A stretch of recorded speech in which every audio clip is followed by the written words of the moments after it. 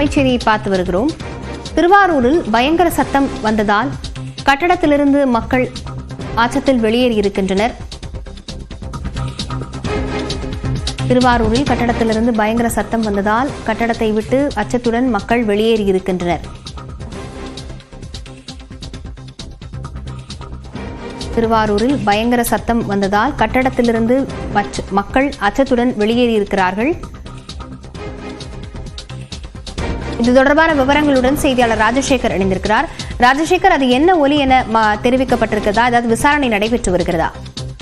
கண்டிப்பாக லாவண்யா, திருவாரூர் மாவட்டத்தில் கடந்த அரை மணி நேரத்திற்கு முன்பாக மிகப்பெரிய சத்தத்துடன் ஒரு ஒலி என்பது வானில் இருந்து கேட்டது. இந்த நிலையில அருகில் உள்ள கட்டிடங்கள், அதே போன்று வீட்டில் இருந்தவர்கள் என அனைத்து தரப்பு மக்களும் வீட்டில் அச்சத்துடன் வெளியேறி இருக்கிறார்கள்.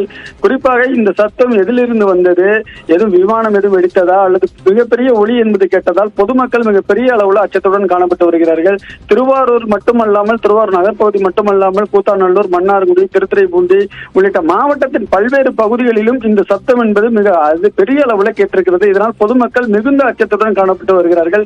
இது குறித்து காவல்துறையிடம் நாம் விசாரித்தோம். தற்பொழுது எங்களுக்கும் அந்த சத்தம் என்பது கேட்டிருக்கிறது, என்ன என்று விசாரித்து வருகிறோம் என காவல்துறை சார்பில் தெரிவிக்கப்பட்டிருக்கிறது.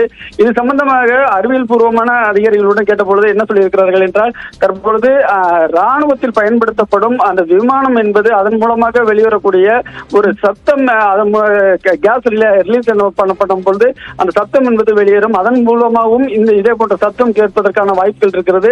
கடந்த காலங்களில் இதே போன்ற சத்தம் ஏற்பட்டிருக்கிறது. அப்பொழுது விசாரித்த பொழுது இந்த காரணம் தான் சொல்லியிருக்கிறார்கள். இருந்த போதிலும் மாவட்ட நிர்வாகத்தின் சார்பில் தொடர்ந்து விசாரணை என்பது நடைபெற்று வருகிறது. வீட்டில் இருந்த பொருட்கள், மேஜைகள், அதே போன்று கண்ணாடிகள், கடிகாரம் உள்ளிட்டவை அதிர்ந்து காணப்பட்டதால் மக்கள் மிகப்பெரிய அச்சத்துடன் காணப்பட்டு வருகிறார்கள். இதற்கு உரிய தீர்வு என்பது மாவட்ட நிர்வாகத்தின் சார்பில் விரைவில் வெளியிடப்படும் எனவும் எதிர்பார்க்கப்படுகிறது. லாவண்யா, விவரங்களுக்கு நன்றி ராஜசேகர்.